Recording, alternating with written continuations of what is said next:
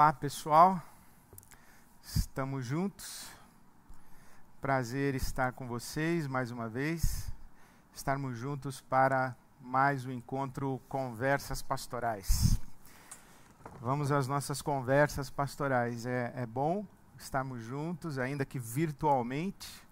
Muito estranho estar falando para um vazio, mas o nosso contato aqui, eu quero acreditar que você está aí desse lado.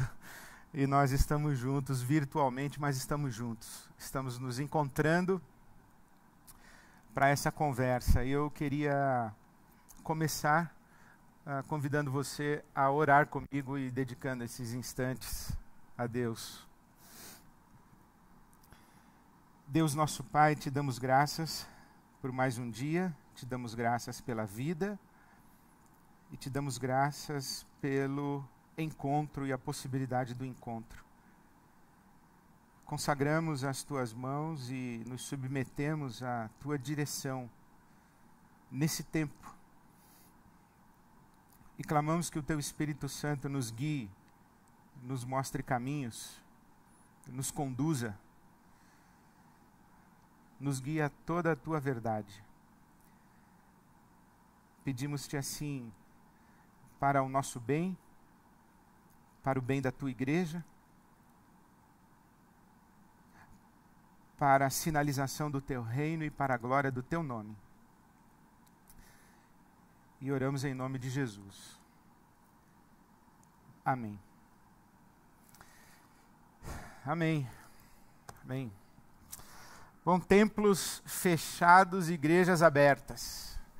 É sobre isso que eu quero conversar um pouco com você, com vocês, abrir essa roda de conversa, essa grande roda de conversa. Então já adianto para você que a gente vai ter sim um tempo de interação, um tempo de conversa. Então você, enquanto eu estiver falando, vai mandando as suas perguntas, os seus comentários, depois a gente vai interagir. Eu tenho comigo hoje o André Saldiba participando daqui a pouquinho. E você manda as suas perguntas, manda os seus comentários, ibabe.com.br/pergunta, no singular, não perguntas. Então, ibabe.com.br/pergunta. E aí você manda os seus comentários e as suas perguntas e depois a gente vai ter uma conversa. Mas eu queria abrir essa conversa colocando alguns temas aqui no quadro e abrindo o leque do que eu tenho considerado sobre esse tema, ou essa realidade aí, desse tema complexo. Templos fechados, igrejas abertas. Primeiro quero dizer que o que motivou esse tema, eu tive duas motivações para escolher esse tema. A primeira motivação, óbvia, a pandemia obrigou o recolhimento. A pandemia nos trouxe essa realidade inusitada de suspendermos as nossas atividades presenciais. A IBAB, por exemplo, está com as suas atividades presenciais suspensas desde 12 de março. Nós suspendemos as nossas atividades na quinta-feira, dia 12 de março. Antes mesmo da orientação e da recomendação e até mesmo a determinação do governo, nós ouvimos o nosso corpo médico, os profissionais de saúde da nossa comunidade, e atentos às informações e considerações dos infectologistas, epidemiologistas e da Secretaria de Saúde, da OMS, o que estava acontecendo pelo mundo. Então, ali no dia 12 de março, nós interrompemos as nossas atividades presenciais. Isto é, fechamos o templo. Então, a primeira motivação é essa, conversar sobre essa experiência de igreja com templo fechado e com atividades presenciais suspensas. Mas a segunda motivação é a recente discussão sobre a possibilidade de abrirmos o templo, a possibilidade de retomarmos as nossas atividades. O governo do estado de São Paulo determinou quarentena provavelmente até o dia 11 de maio, talvez se estenda, porque o ideal de lockdown seria, de adesão ao lockdown, seria de 70%. Em São Paulo nós temos 50%, até 40%. Talvez o governo mude isso. E eu já ouço pessoas falando que a partir de 11 de maio as atividades das igrejas serão retomadas. Recebi vídeos e comentários e mensagens de pastores. Houve uma consulta a um grupo de pastores em São Paulo.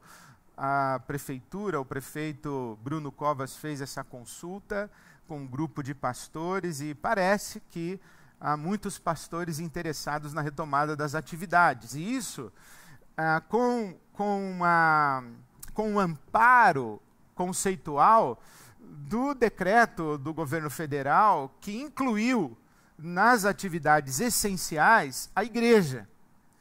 Então essa ideia de que igreja é atividade essencial, então pode abrir, parece que contagiou um certo contingente de lideranças pastorais. E as pessoas têm me perguntado, Ed, a IBAB vai abrir? O que vocês na IBAB estão decidindo? Bom, no que depender de mim, não vai. Eu entendo que enquanto nós não tivermos a liberação das salas de cinema, das salas de teatro, eu penso que arquibancada de futebol, show de rock, não combina com coronavírus. Grandes aglomerações não combinam com coronavírus. Então, ajuntamentos não combinam com coronavírus. Enquanto a gente não tiver uma liberação dessas outras atividades, eu penso que também a igreja deve manter os seus templos fechados. Aí alguém vai dizer assim, bom, mas você não acha que a igreja é uma atividade essencial? Sim e não. Primeiro respondo por que não. Por causa do decreto. O decreto sobre atividades essenciais, ali no decreto existe a definição do que é uma atividade essencial. E tem 3 S's para definir uma atividade essencial: saúde, segurança e sobrevivência. Isto é, atividade essencial é aquilo que concorre para a saúde pública, para a sobrevivência das pessoas e para a segurança das pessoas. O que concorre para a saúde, a sobrevivência e a segurança é atividade essencial. Então a pergunta que a gente faz: templos abertos contribuem para a saúde pública? Eu penso que não. Templos fechados contribuem para a saúde pública. Templos abertos são essenciais para a sobrevivência das pessoas? Eu penso que não. E templos abertos contribuem para a segurança da sociedade? Eu penso que não. Nesse momento, não. Então, eu não considero culto atividade essencial.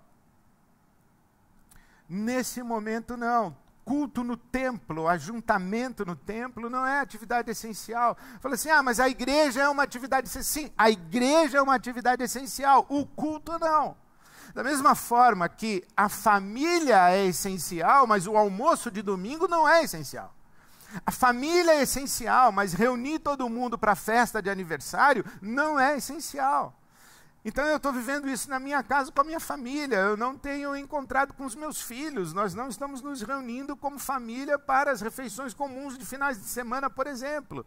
Nós não estamos nos reunindo como família para celebrações. Então a família é essencial, mas o encontro da família nesse momento não é. Então, da mesma forma, eu penso a respeito da igreja. E a respeito da igreja, eu gostaria de fazer algumas considerações. Então, a igreja não fecha, o que fecha é o templo. A igreja é uma comunidade, a igreja não é um ajuntamento, não é um evento. A igreja é uma comunidade. E eu me lembro que a primeira coisa que eu disse para a IBAB, no primeiro domingo em que nós nos reunimos virtualmente, é que agora é um tempo da gente descobrir que tipo de relação a gente tem com isso que se chama igreja. Se a gente tem uma relação de comunidade, de família, ou a gente tem uma relação de evento e atividade. Agora é hora da gente descobrir se as igrejas elas são realmente comunidades, ou se elas são atividades e eventos. E aí eu me pus a pensar e eu tentei organizar o meu pensamento, eu quero jogar aqui para você o universo por onde eu estou transitando e trafegando para avaliar o que era, pensar o que deve ser, imaginar o futuro, qual é o meu mapa de reflexão, onde eu estou andando. Então, a primeira coisa que eu queria sugerir para você é esse desenho aqui.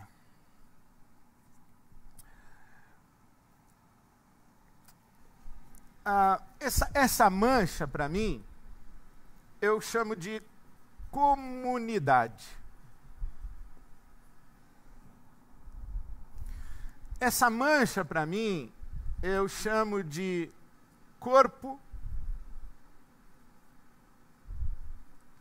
de Cristo. O círculo, eu chamo de instituição, é uma instituição religiosa. Uma instituição religiosa que foi organizada, que foi constituída, ou, de acordo com o próprio nome, que foi instituída pela comunidade, pelo corpo de Cristo. O que aconteceu, e exatamente uma feliz coincidência, dia 1º de maio, amanhã, é aniversário da IBAB. A IBAB completa 83 anos, amanhã, 1º de maio. O que aconteceu foi que, em 1937, um grupo de irmãos chegou aqui na Vila Romana, em São Paulo, na capital de São Paulo, e começou a pregar o Evangelho. Eles começaram a fazer reuniões de estudo bíblico, reuniões de oração nas casas, e as pessoas começaram a se converter. Então surgiu uma comunidade. Pessoas se converteram, pessoas nasceram de novo, pessoas tiveram um encontro com Jesus, pessoas tiveram aquela experiência de Pedro, de dizer a respeito de Jesus, tu és o Cristo, Filho do Deus vivo. Então, quando uma pessoa chega nessa experiência, quando ela recebe essa revelação espiritual, quando ela tem esse encontro com a pessoa de Jesus, ela se torna igreja. Essa aqui, o corpo de Cristo, que historicamente se manifesta como comunidade. Então, antes de surgir a Igreja Batista de Água Branca, surgiu a comunidade. Várias pessoas convertidas. Essas pessoas convertidas resolveram instituir a Igreja Batista de Água Branca. Aí tem CNPJ, tem estatuto, tem diretoria. E a comunidade institui essa organização aqui, que a gente dá o nome de igreja, para que essa instituição preste serviços para essa comunidade, e também essa instituição é o braço prático, social, político, de interação da comunidade com a sociedade em geral. Então, para mim, essas duas dimensões são muito claras na minha cabeça do que é a igreja. Igreja, quando eu falo igreja, eu enxergo imediatamente essas duas coisas. Eu enxergo tanto uma comunidade, o corpo de Cristo, e enxergo a instituição religiosa. Com um detalhe: nem todo mundo que é corpo de Cristo faz parte da instituição. Por exemplo, a nossa igreja, a IBAB, ela se reúne de domingo. Nós temos 3 celebrações dominicais, às 9, às 11h30 e às 19h. No nosso auditório de domingo tem mais ou menos 2.000 pessoas a cada celebração. Nós temos mais de 1000 crianças que passam pela IBAB num domingo. Nem todos que frequentam os encontros dominicais e as celebrações da IBAB são membros da IBAB. Não estão arrolados na instituição. Eles não têm direito a voto, não têm direito a ser eleitos a cargos, eles não têm funções organizacionais. Porque eles são da comunidade, mas eles não são da instituição. São irmãos, irmãs, nasceram de novo, são de Jesus, estão por aqui, frequentam, têm atividades, enfim, então é a comunidade, mas não são membros da instituição. E da mesma forma, há membros da instituição que eu suspeito que não façam parte da comunidade, do corpo de Cristo. Esse é um velho debate que aconteceu, um debate entre Anselmo e Abelardo, lá por volta do ano 1000, quando Santo Anselmo disse que quem não tem a igreja por mãe, não tem a Deus por pai. E ele estava falando da Igreja Católica Apostólica Romana, que é uma expressão institucional. O Anselmo disse, quem não tem a igreja por mãe, não tem Deus por pai. E o Abelardo teria respondido que Deus tem muitos a quem a igreja não tem, e a igreja tem muitos a quem Deus não tem. Da mesma forma, eu acho isso, que muitas pessoas fazem parte da instituição, mas elas não fazem parte do corpo de Cristo. Em outras palavras, Deus que me perdoe, não nasceram de novo, elas não estão no corpo místico de Cristo, elas são religiosas. Elas têm vida religiosa, mas elas não são corpo de Cristo. Quando eu penso em igreja, quando eu penso em IBAB, quando eu era adolescente, quando eu era no começo da minha vida ministerial, eu achava que o hall de membros da igreja era equivalente ao livro da vida. Que todo mundo que estava no hall de membros da igreja estava no livro da vida. Hoje eu não acho mais isso.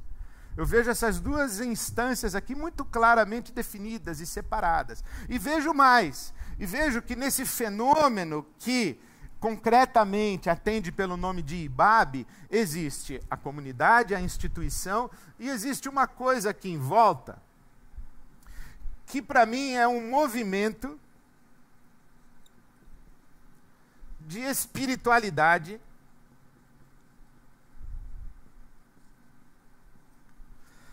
que pode se chamar de cristã, porque acontece ao redor de um fenômeno cristão. Mas aqui em volta desse negócio todo chamado IBAB, tem pessoas que são agnósticas, tem pessoas que já disseram para mim, eu sou ateu, eu sou ateia, mas ela está aqui, ela frequenta, ela me chama de pastor, inclusive. Essas pessoas, elas têm outras tradições religiosas, outras tradições espirituais, elas não sabem nem o que são, elas têm temor de Deus, então elas não sabem se fazem parte da comunidade, elas não fazem parte da instituição, mas elas estão aqui, e algumas dessas pessoas são muito assíduas e muito presentes, elas estão aqui. Então, quando eu falo de igreja, de IBAB, eu penso nessas três coisas convivendo. Então, a comunidade não fecha. Ela está viva, ela está aí, ela está presente. Essa comunidade aqui, ela foge às nossa capacidade e possibilidade de mensuração e de identificação. Jesus deixou claro, não se meta a dizer quem é joio e quem é trigo. Você vai acabar arrancando o trigo pensando que é joio, vai acabar se relacionando com o joio pensando que é trigo. Exerça discernimento, mas não exerça juízo. Você pode perceber, mas não vá lá arrancar. Não faça isso. Então você tem que ter discernimento, mas você não pode exercer juízo. Ok?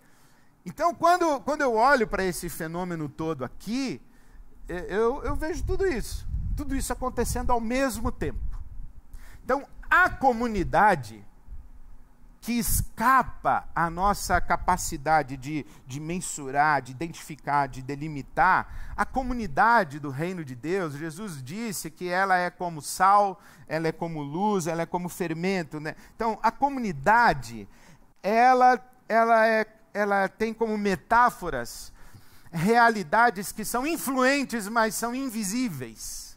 Você não vê o fermento, você não vê a luz, você não vê o sal. Quando você está fazendo uma refeição, você não come sal, você come alimento temperado.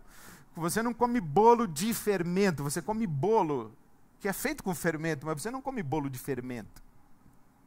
E da mesma forma a luz, você não vê a luz, você vê todas as coisas por causa da luz, mas você não vê a luz.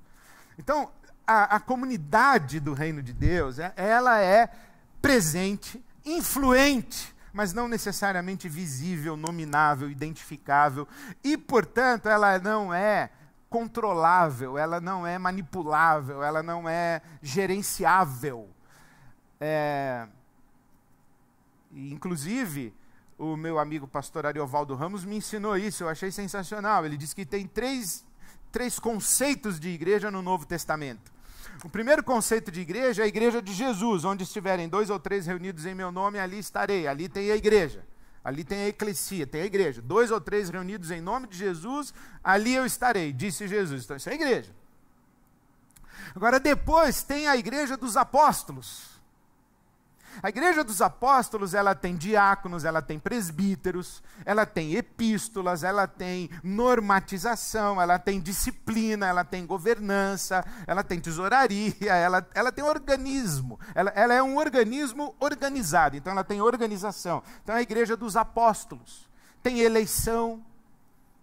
A igreja dos apóstolos tem eleição, os apóstolos promoveram uma eleição de presbíteros nas igrejas, você lê isso em Atos 14. Agora, ao lado da igreja de Jesus e a igreja dos apóstolos, tem a igreja do Espírito Santo, que é a igreja dos carismas, a igreja dos dons. É a igreja carismática que atravessa a igreja dos apóstolos e cria uma confusão santa na igreja dos apóstolos. A manifestação dos dons, a liberdade do Espírito agir, inclusive contrariando a organização apostólica, levantando pessoas como protagonistas e apagando outras. Por exemplo, a igreja dos apóstolos elegeu Matias para o lugar de Judas, e o Matias, ficou claro que o Espírito Santo e que na economia da Santíssima Trindade, a figura apostólica de proeminência era Saulo de Tarso. Então a igreja do Espírito atravessa aí a igreja apostólica. Bom, o que a gente tem, um mínimo, entre aspas, controle, é essa igreja dos apóstolos. É essa igreja aqui que tem normatização, que tem acordos, que tem uma certa identificação. É essa igreja aqui, ó, que eu estou chamando de instituição religiosa. Isso aqui está organizado. E isso aqui está organizado, como eu disse, para prestar serviços para a comunidade e para, em nome da comunidade, prestar serviços para fora, ou para o movimento de espiritualidade, ou para a sociedade em geral. E como é que essa organização aqui se estrutura para cumprir a sua finalidade? Aí, aqui na IBAB, ou pelo menos na minha cabeça, eu coloquei da seguinte maneira: nós temos programas, chamamos de programas ministeriais. No nosso caso, tem o IBAB Educação, tem o IBAB Criança, tem o IBAB Adolescentes, o IBAB Adolas, tem o IBAB Família, tem o IBAB Missão, tem o IBAB Celebração. Nós temos vários programas ministeriais dentro de cada área. E os programas ministeriais, eles são divididos em duas categorias. Nós chamamos de atividades e projetos. Atividade é aquilo que é permanente, projeto é aquilo que é eventual. Então, por exemplo, o IBAB Criança. O IBAB Criança tem um programa ministerial. E tem uma atividade que é permanente, é sistemática. Todo domingo tem criança reunida na IBAB, tem aula bíblica, tem momento de discussão de pequeno grupo, tem contação de história, tem um monte de coisa ali que todo domingo acontece. E uma vez por ano ou 2 vezes por ano a gente tem um acampamento de crianças, tem um Acampa Kids, então é um projeto. Então uma coisa é uma atividade, outra coisa é um projeto. Os programas ministeriais, eles estão montados assim para nós, isto é, a nossa instituição está organizada dessa maneira para essa realidade aqui. Então é assim que a gente faz. Pergunta que é interessante é: você sabe quais são os programas da sua instituição religiosa? E que tipos de serviços e que tipos de entregas estes programas têm para a comunidade, para o movimento, para a sociedade? E os nossos programas ministeriais, eles estão divididos em 3 categorias: essenciais, desejáveis e criativos. Isto é, as coisas que a gente faz e tem que fazer, e não pode deixar de fazer, aquilo que seria muito legal se a gente pudesse fazer, e aquilo que, se alguém quiser fazer, que faça, e a gente não vai gastar tempo, nem dinheiro, nem recurso com isso. São muito mais iniciativas individuais. Eu lembro, por exemplo, um amigo que falou assim para mim: Ed, eu quero evangelizar pessoas no teatro, eu quero ir na peça de teatro, quando acabar a peça eu quero ir lá no camarim e entregar um Novo Testamento, uma Bíblia para cada ator. Eu falei: tá aí? Eu queria que você me ajudasse com isso. Eu falei: eu? Você quer que eu faça o quê para te ajudar? Eu preciso de grana para comprar Bíblia, eu preciso para comprar ingresso. Eu falei: você está de brincadeira, você quer que eu financie você assistir peça de teatro para entregar a Bíblia para os outros? Eu não. Se você quiser fazer, faça. Isso é criativo. Isso não é nem essencial, nem desejável. Aí ele volta para mim e diz assim: consegui um financiamento de um cara aí da IBAB, ele falou que vai pagar para mim 1 ano. Que eu posso ir em tudo que é peça de teatro que eu consegui ir, e dar Bíblia para todos os atores. E ele fez durante 1 ano, acredita nisso? Ele fez. Mas isso não foi nem com o tempo, nem com a grana, nem com o investimento da instituição religiosa. Foi uma atividade criativa. Pode acontecer de uma pessoa falar assim: eu quero reunir um pessoal aí para andar de bike. Legal, é desejável e tem alguém que quer fazer. Daqui a pouco o grupo do Bike Point, o IBAB Bike Point, vamos supor, aí daqui a pouco o grupo de IBAB Bike Point vai ter 300 pessoas andando de bike. Opa, já deixou de ser uma coisa criativa, já está mais do que desejável, e daqui a pouco está cumprindo um papel e alcançando um horizonte de pessoas que se torna praticamente essencial para a vida da comunidade. Então a gente organiza isso. A pergunta que a gente tem que fazer é: num tempo de atividades presenciais que nós não podemos realizar, quais são os programas? Onde eles se encaixam aqui? Quais são os que a gente não pode deixar de fazer de jeito nenhum? Quais são as atividades e projetos? Quais das atividades nós vamos manter? Quais dos projetos nós vamos cancelar? E quais nós vamos incentivar? Etc. Esse aqui é um mapa. Eu não estou dizendo para você: olha, faça isso, faça aquilo, deixe de fazer isso. Você vai ter que decidir na sua comunidade, na sua igreja. O que eu estou dizendo é que esse aqui é o meu mapa, é a partir daqui que eu estou pensando. Esse aqui é o meu mapa que vai me ajudar a tomar decisões a respeito do que nós vamos manter, do que nós não vamos manter, vamos descontinuar, onde a gente vai colocar dinheiro, o que é que programas a gente não tem e que a gente vai precisar criar, inventar, quais são os projetos que a gente vai ter que tirar da gaveta, quais são os programas que recebiam uma verba pequena e que agora vão ter que receber verba maior. Então, esse aqui é o meu mapa, é por aqui que eu estou andando. Agora, uma outra coisa que eu tenho considerado é as duas dimensões da igreja. A eclesia e a diáspora. Pausa. Desliga esse ar-condicionado aqui para mim, por favor. Eu vou aproveitar, inclusive, e beber uma aguinha. Eclesia e diáspora. Não sei se você está familiarizado com estas expressões, com essas palavras.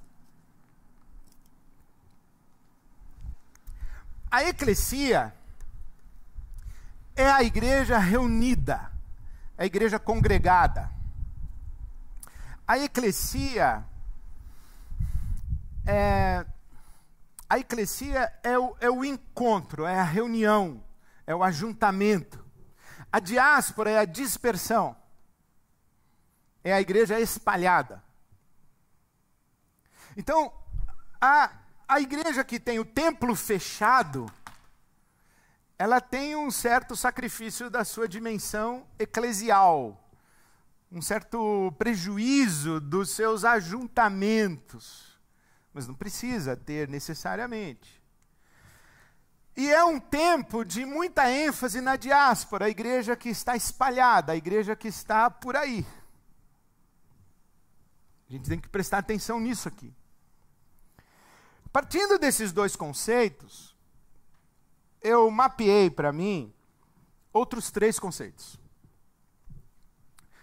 Eu entendo que isso aqui, que eu chamo de IBAB, se estrutura a partir de uma rede de relacionamentos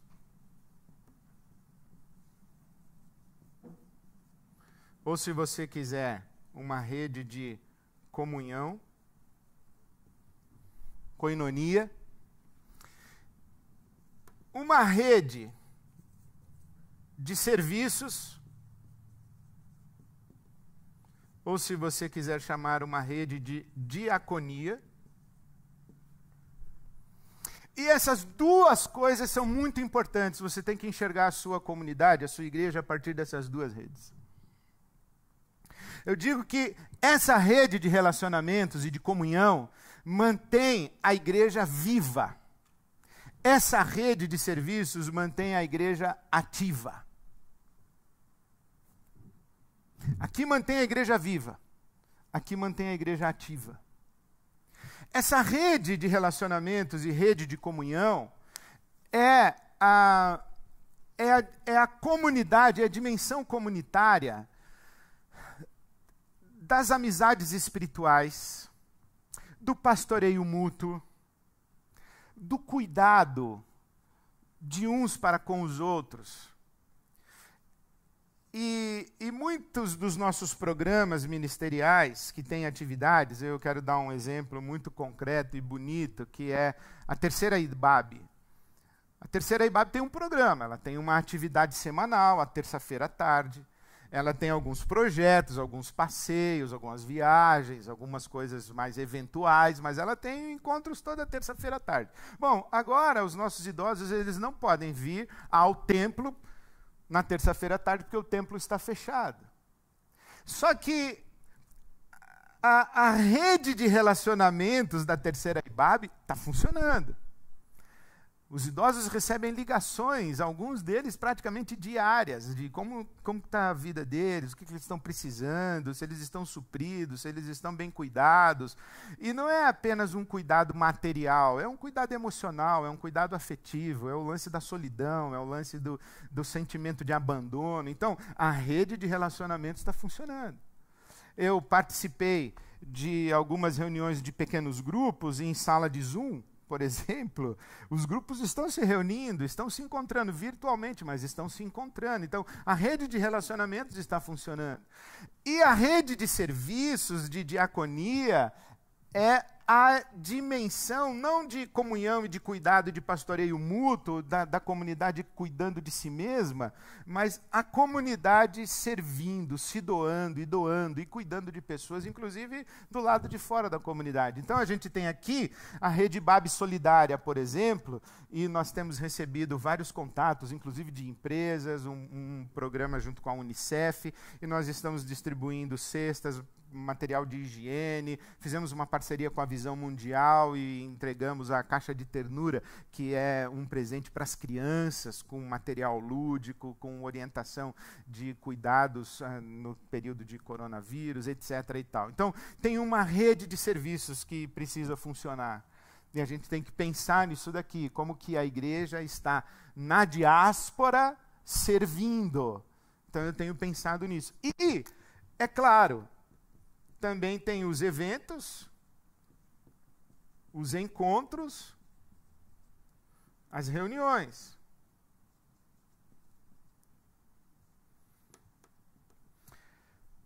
Onde, como, quando, ao redor de quem nós nos encontramos.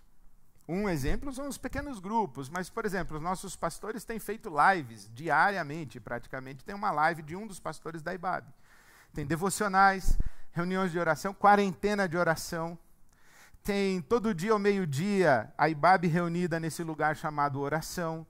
A gente tem encontros, as celebrações dominicais, todo mundo se reúne à mesma hora, domingo às 9, e depois aí fica disponível para o pessoal assistir. Então, aqui, os encontros, os eventos, a gente tem as plataformas digitais, isso aqui é muito importante nesse momento. Então, por exemplo, dentro dos programas ministeriais da IBAB, a gente tem o IBAB Comunicação. Nesse tempo, o IBAB Comunicação tem que receber atenção, investimento financeiro, tem que receber um cuidado, porque ele é muito importante, porque os nossos encontros agora, eles são virtuais, eles não são presenciais. Eu tenho dito que virtual não é oposto de real, virtual é oposto de presencial, mas tanto presencial quanto o virtual são encontros reais. Por exemplo, está tendo um encontro real aqui agora, eu espero que você esteja aí, a gente está interagindo. De alguma forma, nós nos encontramos quinta-feira às 10 da manhã, virtualmente, mas nos encontramos. Isso aqui é real, mas não é presencial. Então a gente tem que investir bastante em tecnologia de informação, plataformas digitais.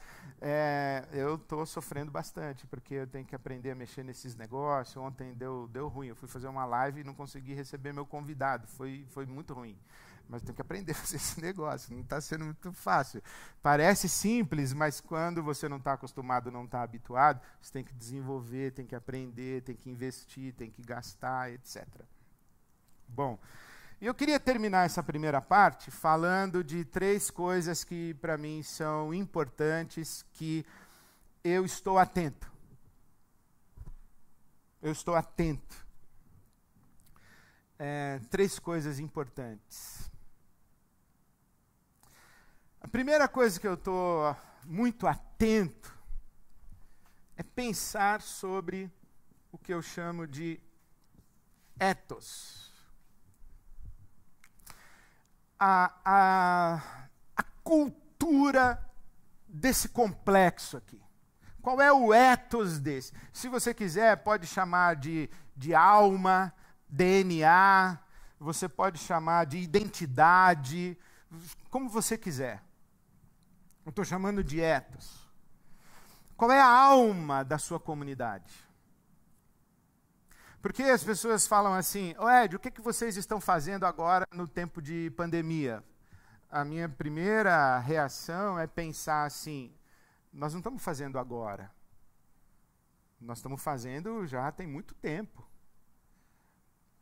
A vida da igreja, desse complexo aqui, não depende de decisões que nós tomamos agora, dia 12 de março. Essa identidade, essa alma, esse ethos do que se chama IBAB, isso é a nossa... isso é o que nós somos, não é o que nós fazemos. Então, essa é uma hora em que você vai ter que prestar muita atenção, discernir qual é o seu ethos, qual é a sua identidade. Eu vejo que, por exemplo, uma igreja que se construiu com evento, nesse momento está numa situação delicada. Numa igreja que se constrói ao redor do clero, ou de uma personalidade dominante, está numa situação delicada, porque o povo não está indo lá para ficar em volta do palco vendo o guru, então está numa situação delicada. Agora, quando esse complexo aqui, comunidade e instituição, tem vida abrangente, é comunidade mesmo, tem rede de relacionamentos e rede de serviços, que inclusive se espalham, se entrelaçam e que acontecem muitas coisas espontâneas e que até mesmo que fogem à capacidade de gerenciamento, né? Se a igreja tem esse ethos de riqueza, de diversidade, de pluralidade, de liberdade criativa, agora é um tempo muito legal para essa igreja. Eu já disse uma, duas, várias vezes que eu gosto do caos comunitário. Eu gosto do caos, eu celebro a diversidade, confusão, gente falando em nome da IBAB, que eu falo, quem é esse sujeito que está falando em nome da IBAB, que eu não sei quem é. Aí eu vou descobrir, o cara frequenta a IBAB tem 10 anos. Quem é essa mulher falando em nome da IBAB? Uma vez a Silvia me chamou e falou assim, tem uma mulher aqui dando entrevista para o Fantástico dizendo que é da IBAB, uma psicóloga. Aí eu fui lá olhar e não sabia quem era. E depois eu descobri que era.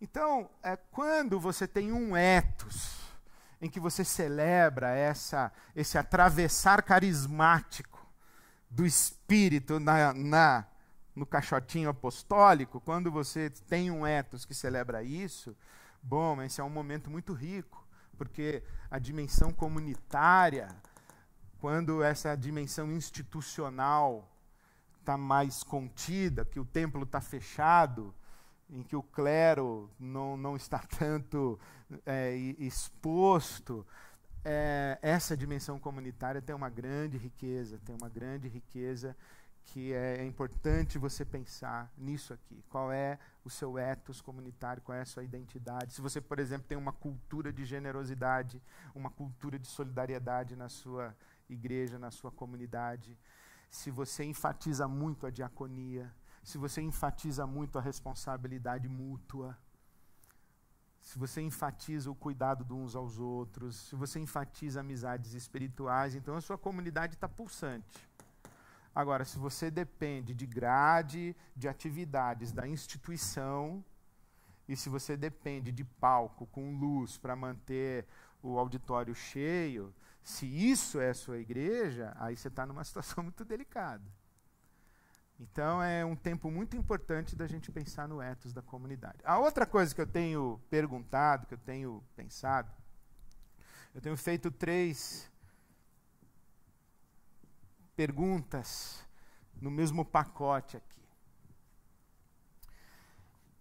A primeira é, qual é eu não queria falar isso, mas vou falar. Aqui está sendo filmado, né? Depois vão dizer que o pastor fica usando marketing. Bom, tudo que eu estou falando aqui tem tudo a ver com tudo isso aí.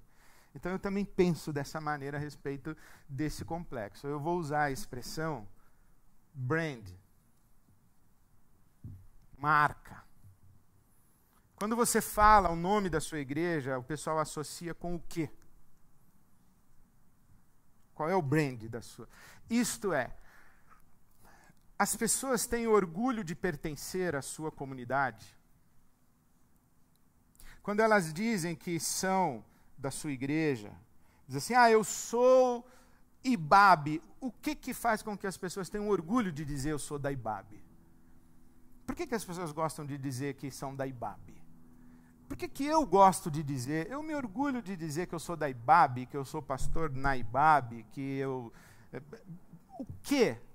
O que me atrai? Com o que eu me identifico? O que me liga? O que faz com que eu esteja colado, amalgamado com a IBAB? Por que a IBAB é minha igreja e por que eu não mudo de igreja? Então, isso é uma coisa para a gente pensar. O que faz com que as pessoas se coloquem aqui, falando português claro e falando com linguagem de marketing, o que faz uma pessoa vestir uma camiseta com a marca X e ela fazer questão de ostentar aquela marca? Por que ela faz aquilo? Porque aquela marca confere para ela alguma coisa. Aí eu estou perguntando, uma camiseta da IBAB, uma camiseta da campanha de Natal da IBAB, uma camiseta de um movimento de ministério, de um programa ministerial da IBAB, que a pessoa usa, por que ela está usando? Eu tenho feito essas perguntas. É legítimo isso? Não é? Quais as dimensões éticas de cuidar da marca, do brand, da marca da sua igreja local? Estou pensando a respeito da IBAB. Estou pensando isso. A segunda coisa que eu tenho pensado é quais são as necessidades que as pessoas têm, as necessidades legítimas. O que elas precisam? Que necessidades as pessoas têm e que uma igreja pode responder a essas necessidades? Eu participei em algumas entrevistas, as pessoas dizendo assim, Ed, você acha que depois da quarentena vai esvaziar a igreja ou não vai? Eu digo, eu acho que vai encher. E desculpa eu falar assim, Deus que me perdoe, tragédia é bom para a religião. Infelizmente, tem esse fenômeno aí. Quando as pessoas se sentem com medo, quando as pessoas se sentem vulneráveis, quando elas se sentem inseguras, elas correm para Deus. Então, na hora em que a igreja, o templo puder abrir, eu acho que vai ter muita gente indo para a igreja. Mas também eu acho que vai ter muita gente com crise de fé, porque e Deus tenha misericórdia do nosso país, o número de mortes aumentar, ontem eu estava vendo que na Inglaterra já foram mais de 26 mil pessoas que morreram por causa da Covid. Então, se o número de mortos aumentar muito no Brasil, isso pode gerar muita crise de fé. Da mesma forma que lá no pós-guerra, depois do Holocausto, os filósofos, os teólogos, especialmente judaicos, eles começaram a ter dificuldade para falar de Deus depois do Holocausto, isto é, onde estava Deus naquele horror do Holocausto? Eu acho que pode ser que muita gente vai se perguntar onde estava Deus no horror da pandemia de coronavírus, né, que o mundo parou. Qual o lugar de Deus no mundo? Então, eu tenho feito essa pergunta de quais são as necessidades emocionais, espirituais, inclusive materiais, inclusive, se uma igreja pode entender. Quais são as necessidades? O que as pessoas precisam? E que nós, como comunidade, como igreja, como instituição, como comunidade e corpo de Cristo, podemos atender. E terceira coisa que eu tenho pensado é a questão do propósito. A questão do propósito, e propósito é o quê? A razão por que uma coisa existe. Então, o propósito da caneta é escrever. O propósito da água é dessedentar. O propósito do fogo é queimar. Então, o propósito é a razão por que uma coisa existe. E eu tenho me perguntado sobre qual é o propósito disso aqui, da Igreja de Jesus no mundo, e qual é o propósito da instituição religiosa, por que isso aqui existe. E eu tenho me perguntado também o que é preciso ser feito no mundo e que necessidades as pessoas têm hoje e que só uma igreja pode atender, isto é, o governo não pode, o clube não pode, o partido político não pode, o sindicato não pode, o exército não pode, a academia não pode, a ciência não pode, a tecnologia não pode, a igreja pode. Então, qual é o quid proprium? Qual é, desculpa usar de novo a expressão daqui do brand, do marketing, qual é o core business da igreja? O que é da igreja e que ela não pode deixar de entregar no mundo num tempo como esse? Tenho feito essas perguntas também. E por último, antes da gente abrir para a nossa conversa, você manda as suas perguntas e comentários para ibab.com.br/pergunta, no singular, Agora, vamos abrir daqui a pouco. A última coisa que eu tenho considerado é que eu já estou incomodado com isso já há bastante tempo, e as pessoas que me ouvem falar sobre isso acho que já ouviram uma vez ou outra, é o chamado fenômeno evangélico no Brasil e esse negócio chamado igreja no Brasil. Eu olho para isso e eu vejo dois grandes movimentos de igreja no Brasil, né, duas grandes expressões disso que se chama igreja no Brasil. Eu acho que tem um movimento que não é só da igreja evangélica, é da religião como um todo. A religião tem um grande ajuntamento de pessoas, tem muita gente aqui reunida, perguntando o seguinte: como é que eu posso alavancar minha vida, como é que eu posso me dar bem, como é que eu posso ser um sucesso, como é que eu posso ser próspero e bem-sucedido, como é que eu posso alavancar minha vida? São pessoas que estão tentando responder essa pergunta. E elas entendem que em algum momento Deus é um recurso que dá a elas uma vantagem competitiva para elas se darem bem na vida. Como é que eu posso me dar bem na vida? Como é que eu posso alavancar a minha vida? E eu vejo que há muitas igrejas estruturadas para responder essa pergunta. Igrejas e lideranças pastorais que são montadas para responder: você quer alavancar a sua vida? Vem aqui, que aqui é uma igreja para gente que quer alavancar a vida. E ultimamente tem esse fenômeno esquisitoide demais, que é o coaching theology, ou o pastoral coaching. Coaching, é um negócio complicado isso daí. O antigo fenômeno de autoajuda está agora coaching, pastor coach, que é para gente que quer alavancar a vida. Então tem esse tipo de igreja. E gente que está querendo responder a pergunta: como eu alavanco a minha vida? Mas eu penso que o corpo de Cristo, a comunidade, a igreja de Jesus, ela é composta de pessoas que elas não estão aqui no propósito, né? Elas não estão perguntando como alavancar a minha vida. São pessoas que tiveram um encontro com Jesus e elas agora estão perguntando como curar um mundo fraturado. Como eu me solidarizo com a missão redentora de Jesus. Como eu coopero com Deus na redenção do mundo. E a minha formulação da minha cabeça é esta expressão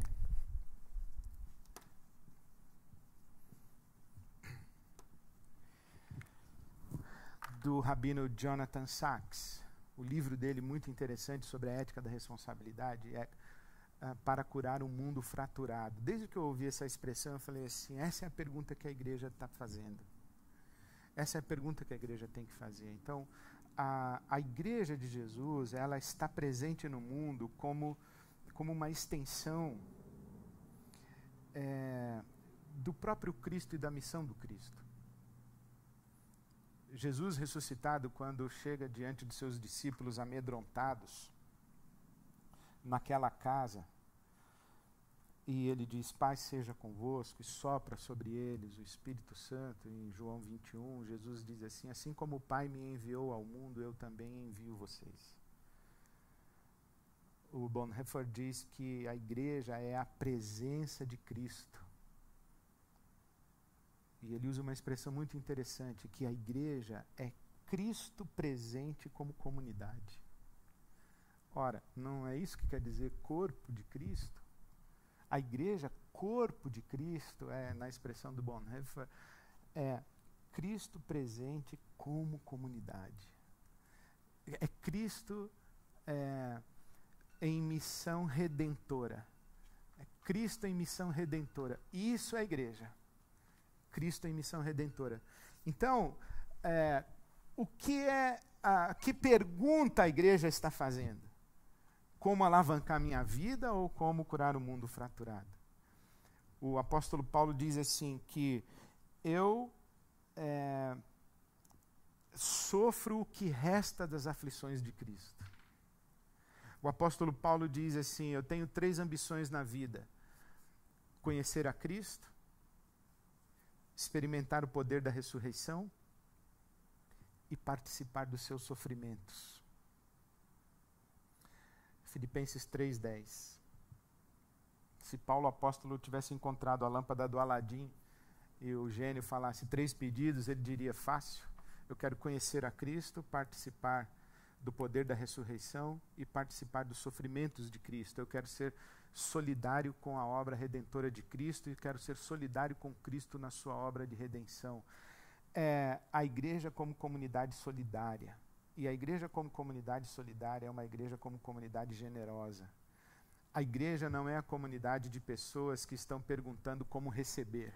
A igreja é a comunidade de pessoas perguntando como dar. A igreja é a comunidade de pessoas que quer servir. E isso me parece ser o ethos que vale a pena você construir na sua comunidade. Bom, está aí um mapa para você, é dentro disso que eu estou pensando. Daqui surgem as minhas perguntas, daqui surgem os meus critérios, e é isso aqui que está no meu horizonte para eu tomar decisões. Então, eu vou fazer essa pausa e vou tomar uma água, vou chamar o André Saldiba, que é o pastor executivo da IBAB, meu amigo, meu companheiro de ministério, e a gente vai ter uma conversa aqui na medida do possível. Eu espero que você tenha mandado e mande mais perguntas e comentários. ibab.com.br/pergunta. Por enquanto, muito obrigado, um beijo para todos e vamos seguir a nossa conversa. André, por favor. Deixa eu levar água para mim, você fica com essas daí para você. Muito bem, bom dia a todos. Bom dia. Bom dia. Bom dia a você que nos assiste, você pastor, você pastora. É uma alegria estar aqui nesse encontro. Espero que você esteja bem, esteja na sua casa, com muita saúde, com muita proteção, e que Deus continue te abençoando. Muito bem, então quero lembrar mais uma vez, se você tem alguma pergunta, você pode enviar para ibab.com.br/pergunta. Quero agradecer muitas perguntas que já chegaram, algumas que estão chegando. Que medo. E queria começar com essa aqui,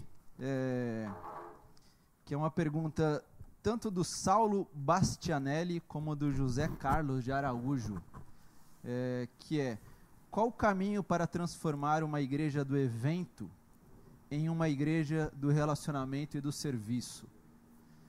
Essa é a do José Carlos, e a do Saulo é: com relação a essencial e desejável, como uma instituição religiosa que ficou a boa parte de sua cultura centralizando a sua essência no desejável, como ela pode ressignificar isso para esse novo tempo e para esses novos dias?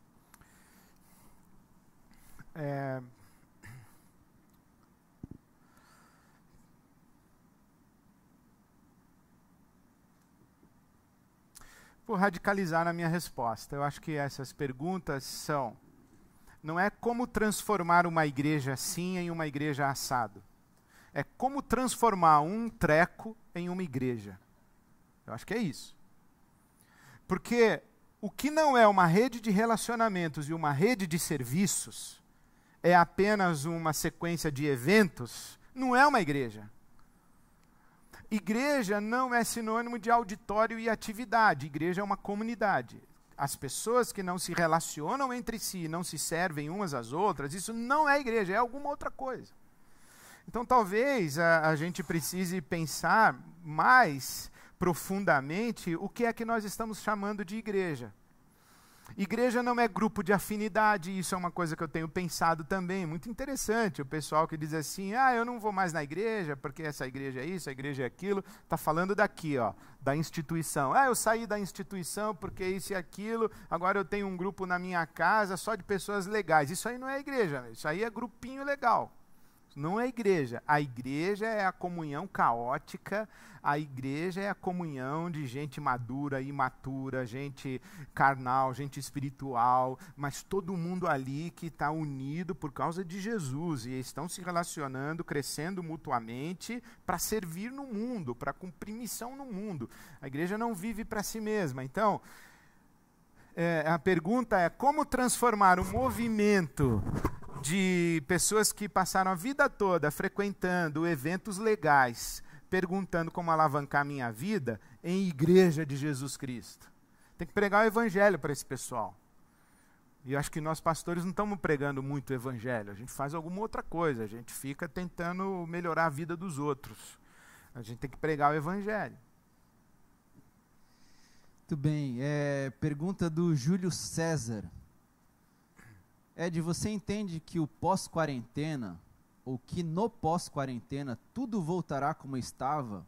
Ou esse sistema que você apresentou, comunidade, instituição, movimento cristão, mudará de alguma forma? Não, já mudou. Eu não penso que a gente esteja vivendo um parêntese, em que a gente deixou aqui um mundo, se recolheu em casa para fugir do vírus, e depois que a gente dominar o monstro, a gente vai voltar à vida como se isso aqui viesse para cá depois do parênteses. Não, não é um parênteses, nós não estamos vivendo um parênteses, nós estamos vivendo uma ruptura. Ruptura. Nós descobrimos que algumas coisas que nós fazíamos antes se tornaram obsoletas e inviáveis, elas não vamos continuar fazendo aquelas coisas. Descobrimos que existem outros jeitos de fazer as mesmas coisas. Ontem mesmo eu conversava com uma psicóloga, ela falou assim, eu acho que eu vou, depois da quarentena, continuar atendendo por Skype, vou continuar atendendo na plataforma digital. E vou ter muito pouco encontro presencial. Eu não sei se isso vai dar certo, mas ela já está pensando isso. Porque ela descobriu que existe uma relação aqui no digital que está sendo suficiente, satisfatória, eficaz, que ela fala, para que eu vou pagar uma sala, para que eu vou andar 1 hora de trânsito em São Paulo, se eu posso ter isso aqui e adaptar o meu home office, adaptar...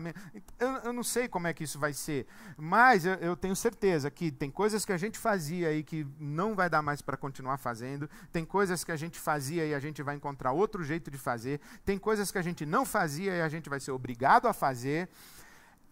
E nós estamos vivendo um tempo de ruptura. E acho cedo que a gente fica dizendo como é que vai ser. Não, acho que não dá. A poeira ainda não baixou.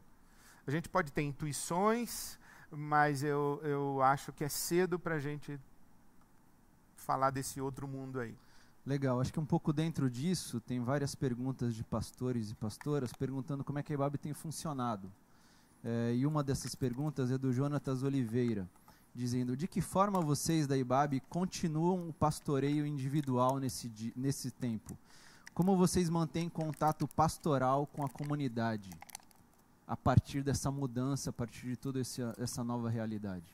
Você pode responder um pouco aí, eu respondo a outra parte, dá o seu testemunho. Eu acho que é um pouco do que o Ed já comentou. A gente tem tentado criar encontros virtuais, acreditando que eles fazem muita diferença no nosso tempo.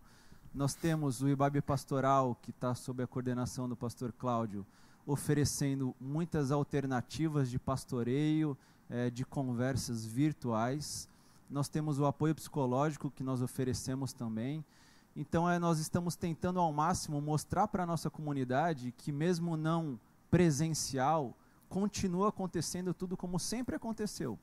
Nós estamos disponíveis, todos os pastores e pastoras, os pequenos grupos estão funcionando, os ministérios estão ativos. Então, nós estamos funcionando de um jeito diferente, mas nós continuamos da mesma forma e eu diria até com mais intensidade e com mais assertividade nesse campo virtual. Uma coisa muito bonita que os pastores da IBAB fizeram e o IBAB Pastoral fez foi um cadastro de profissionais da área de saúde, que a gente chama do pessoal da linha de frente, e nós tivemos mais de 300 pessoas cadastradas, né? Acho que quase 400 pessoas cadastradas, e dividimos essa lista entre todos nós, os pastores, cada um ficou com 20, 30, 50 nomes. E, por exemplo, eu criei uma lista no meu WhatsApp que eu me comunico com eles. Eu mando uma mensagem dizendo, estou orando por você, mando um texto bíblico. Ontem eu mandei uma música, inclusive a música do Cláudio, a poesia do Cláudio, eu mandei para todos eles. e eles me respondem, fazem seus pedidos de oração, contam da sua família. Então tem um contato assim também remoto, que é pessoal, via WhatsApp.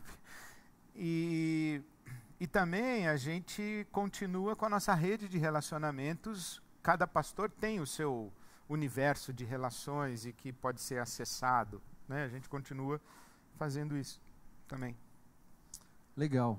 Pergunta do Nielson Mendonça.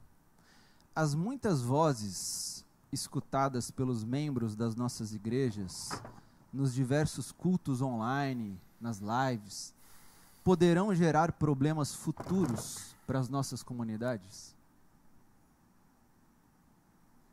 Não mais do que sempre convivemos, né? Depois da internet, depois dos teleevangelistas,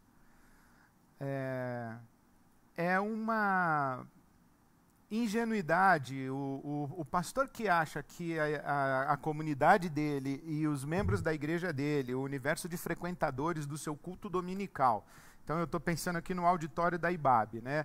Se eu achar que o auditório da IBAB só ouve a mim, ou só ouve a IBAB, só ouve a orientação pastoral da IBAB, isso é uma grande ingenuidade. E mesmo entre nós, os pastores da IBAB, existe diversidade, existe ênfase. Um pastor dá uma ênfase de um lado, outro pastor dá ênfase do outro. Então eu disse que eu celebro essa diversidade, eu celebro esse aparente caos. Eu acredito que Jesus está edificando a sua igreja. Eu acredito que a palavra de Deus é viva e eficaz. Eu acredito que o Espírito Santo está convencendo as pessoas do pecado, da justiça e do juízo. Eu acredito que o Espírito Santo está guiando as pessoas a toda a verdade. Eu acredito nessas coisas. Então eu não temo essa confusão aí, a babelização. Porque a igreja evangélica no Brasil já é uma Babel. Já é uma grande Babel. Sabe? Então essa confusão ela já existe. Pode ser agravada? Provavelmente. Mas não vai ser diferente do que sempre foi. E não me assusta, porque Jesus é o Senhor da igreja e o Espírito Santo está sobre a igreja. Sabe que o pastor Paulo Júnior, da Sal da Terra, ele falou uma coisa muito legal uma vez. Ele disse assim, que Jesus falou, eu vou edificar a minha igreja e as portas do inferno não prevalecerão contra ela. Aí ele falou assim, você já encontrou algum crente dizendo assim, estou preocupado com o Espírito Santo. Acho que o mundo está de um jeito que eu estou preocupado com o Espírito Santo, eu estou preocupado com Jesus. Não, você não está preocupado com a Trindade. E ele falou uma coisa muito bonita, ele falou assim, também você não precisa se preocupar com a igreja, meu irmão, porque a igreja é de Jesus. O que a gente se preocupa é com essa instituição aqui, ó. Isso aqui que a gente quer controlar e tal, mas isso aqui é de Jesus. E isso aqui o inferno não consegue causar. Dentro disso, algumas perguntas, entre elas do William Oliveira e do Paulo Nascimento. Por questões financeiras, igrejas vão fechar. Inegavelmente, o fechamento dos espaços físicos tem afetado as finanças das nossas igrejas. Como lidar com esse desafio financeiro? É fruto da vontade de Deus o fechamento? É fruto da nossa desunião ou desorganização do corpo local? Como lidar com essa questão? Olha, eu não acredito que a igreja fecha, vou insistir nisso. Igreja não fecha, templo fecha, instituição fecha, igreja não fecha. Eu fico pensando assim, o caos, qual seria? O caos assim, seria a receita da IBAB cair tanto que a gente tem que entregar o nosso prédio alugado, e a receita da IBAB cair tanto que a IBAB vai dizer assim para mim, Ed, a gente não vai poder pagar o salário dos pastores, dos funcionários, não vai poder pagar mais o seu salário. Falei, tá bom, mas se eu quiser continuar pastor na IBAB, eu posso? Claro, mas a gente não pode pagar seu salário. Falei, tá bom, se eu der um jeito, aí, eu vou trabalhar de Uber, eu vou arrumar emprego em algum lugar, eu vou dar um jeito, mas eu posso continuar sendo pastor na IBAB? Pode, eu continuaria. a sustentabilidade da instituição pode estar comprometida, mas a rede de relacionamentos e de serviços, se a igreja é essa comunidade, essa rede de relacionamentos e serviços, isso aí não fecha, irmão. Por quê? Porque a igreja do Novo Testamento, ela não tinha o pessoal na folha de pagamento, não tinha prédio alugado, ela se reunia nas casas, os apóstolos viviam de ofertas, eles não tinham salário, não tinham 13º, não tinham férias, o Paulo fazia tendas. Então, a sustentabilidade institucional pode ser comprometida? Pode. A rede de relacionamentos e de serviços, a comunidade? Não.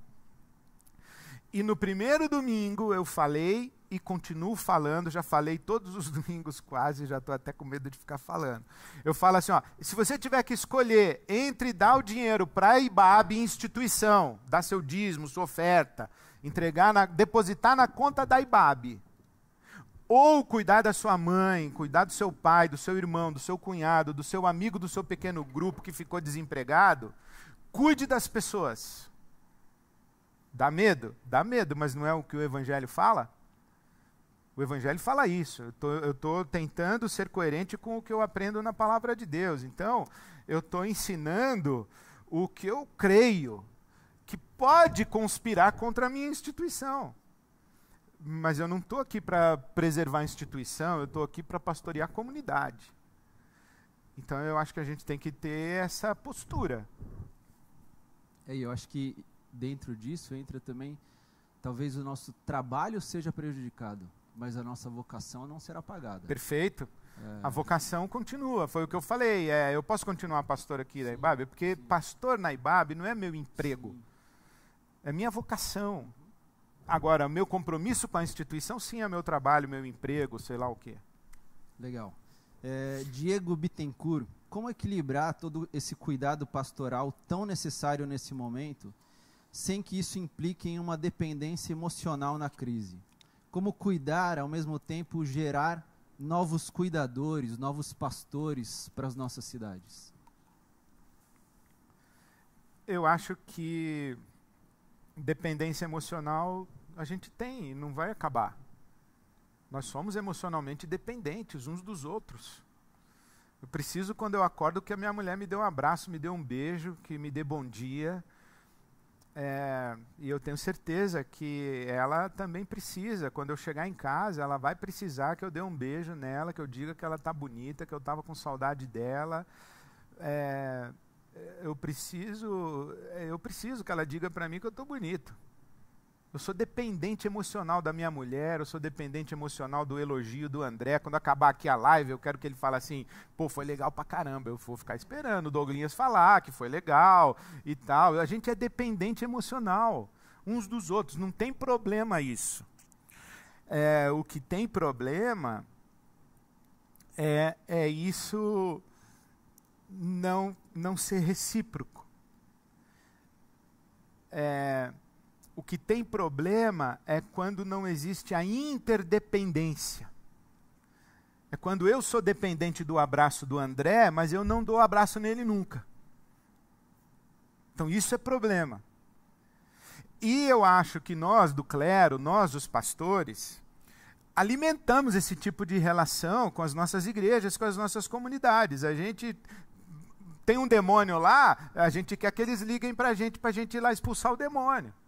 Mas eu aprendi lá no começo do meu ministério que se baixar um demônio na casa de alguém, não me chama não, expulsa o demônio. Porque é Jesus a autoridade, não sou eu.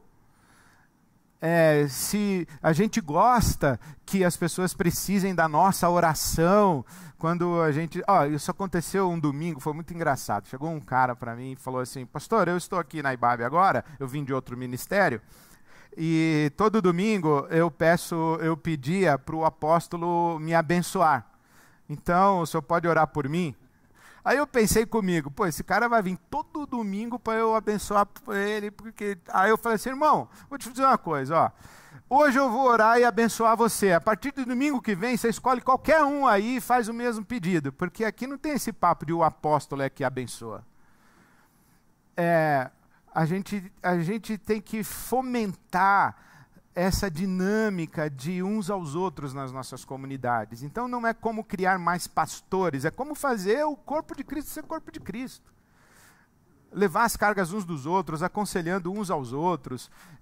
Eu me lembro de uma vez eu estava ouvindo o Dr. Russell Shedd num congresso de pastores, e ele leu Romanos, capítulo 15, o versículo 14, que diz assim, o apóstolo Paulo falando: meus irmãos, eu mesmo estou convencido de que vocês estão cheios de bondade e plenamente instruídos, sendo capazes de aconselhar-se uns aos outros.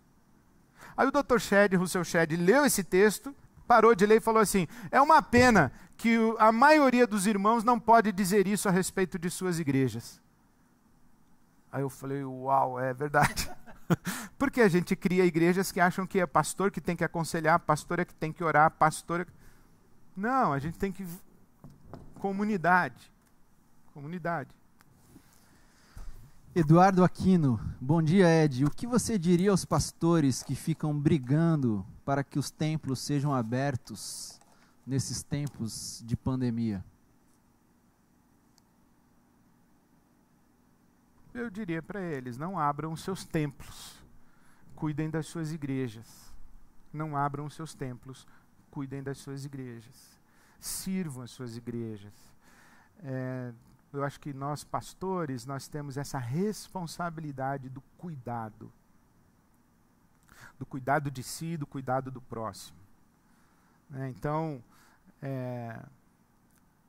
eu não sei que parte que o pessoal não entendeu, que aglomeração não combina com coronavírus. Não sei que parte o pessoal não entendeu. Falou, isso é alarmista, não é bem assim. Eu diria, pelo amor de Deus, mantenham seus templos fechados e suas igrejas abertas. Legal. Pedro Alves de Oliveira. Até que tento, mas não consigo explicar às pessoas que a pandemia ligada ao coronavírus não se trata de um julgamento de Deus. Daria para você falar um pouco sobre isso? Daria. Isso faz parte da minha teologia. Olha, no meu entendimento, a cruz de Cristo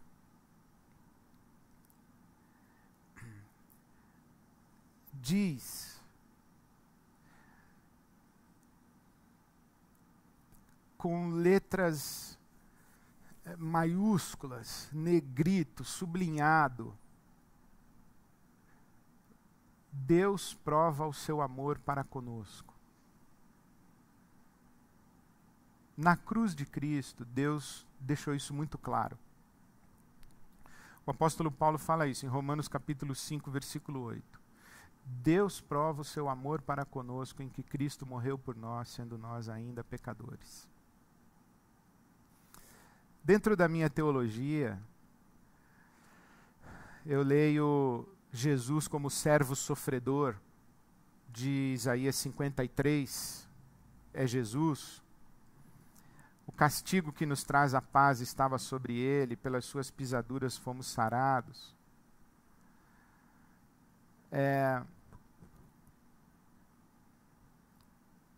Cristo morreu por nós, morreu no nosso lugar, morreu em nosso nome. Qualquer que fosse o juízo de Deus contra a humanidade, isso foi resolvido na cruz de Jesus Cristo, na cruz do Calvário. Mas eu crio para mim essa convicção e essa imagem. Penso assim, que a Bíblia diz isso, né, que Deus está sentado no trono e Jesus está à direita dele.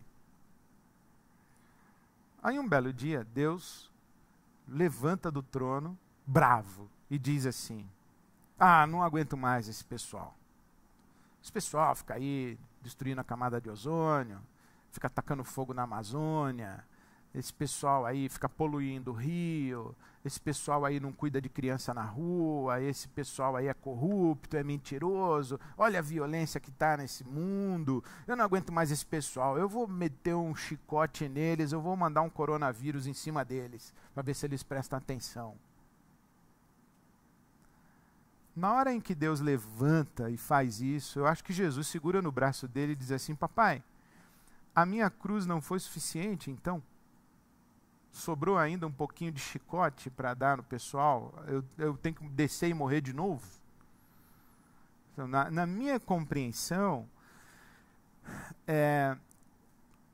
o juízo de Deus, ele aplicou contra ele mesmo, na cruz de Cristo. O Deus que eu leio no Evangelho é um Deus que entre matar e morrer, escolheu morrer. Deus não mata, Deus morre. É isso que é o amor de Deus. Entre nos destruir e aplicar contra si mesmo o seu juízo, Deus aplicou contra si mesmo. Então, entre matar e morrer, Deus morre. Ah, mas é uma disciplina de Deus. Não, disciplina de Deus com morte? Não, a morte é salário do pecado. Disciplina de Deus é outra coisa, e inclusive é alguma coisa com o povo dele. Não é com o mundo. Né? Se fosse assim, a cruz de Cristo estaria esvaziada. Eu creio na cruz de Cristo. Eu creio que ali em Jesus, tudo o que eu ouço de Deus é: eu te amo. Não é: eu te mato, eu te condeno. Paulo escreve em Romanos: quem vai fazer acusação contra os escolhidos de Deus? É Deus quem os elege. Quem vai condenar? Porque é Deus quem os justifica. Nada nesse mundo pode nos separar do amor de Deus que está em Cristo Jesus. Nem a praga, nem a peste, nem a fome, nem a espada, nem o presente, nem o futuro, nem anjos, nem potestades, nem qualquer outra criatura, nem coronavírus nos afasta do amor de Deus. Quer dizer, eu não vejo o coronavírus como juízo divino, porque a cruz de Cristo para mim é suficiente. A cruz de Cristo me diz que Deus me ama, é assim que eu creio. Legal. Tem algumas perguntas sobre qual é o papel da igreja no pós-pandemia. Então, o Gilberto, o Marcelo, o Rafael, uma das perguntas é: qual a sua perspectiva com relação ao papel da igreja no processo de reconstrução da sociedade após essa pandemia que estamos vivendo? Primeiro é parar de destruir, né? Porque a igreja hoje está destruindo, ela não está construindo. Se ela parar de causar problema, já vai ajudar muito. Né? Estou falando da igreja, esse negócio que a gente chama de igreja evangélica no Brasil. Eu acho que se parar de causar problema, já vai ajudar muito. Mas eu penso que a igreja ela vai ter que funcionar muito como rede de diaconia. A igreja como comunidade solidária generosa. Vai ter que socorrer muita gente. Ela vai ter que distribuir riqueza, ela vai ter que promover transferência de riqueza. Né? Essa é uma hora em que os ricos da igreja serão chamados a doar, a servir. Vai ser bonito ver o evangelho funcionando na igreja, né? No corpo de Cristo. E acho que também a igreja vai ter que aprender a lidar com pessoas amarguradas e decepcionadas com Deus, usando a expressão do Philip Yancey. Acho que vai ter muita gente decepcionado com Deus, que é diferente de gente descrente de Deus. É gente magoada, porque meu papai morreu, meu marido morreu, minha esposa morreu, meu filho morreu, meu amigo morreu. Gente decepcionada, gente magoada, gente ferida. Mas não é uma ferida de mimimi, de imaturidade, não. É uma ferida profunda, é um sofrimento. A igreja vai conviver com muita gente de luto. E eu acho que a gente vai ter que ter um suplemento de compaixão e de experimentar o consolo de Deus. E eu ontem estava meditando nesse texto de consolar com a consolação com que somos consolados. Eu acho que vai precisar isso. Não sei mais o que dizer. Tem algumas mensagens de pastores e também pastoras mencionando sobre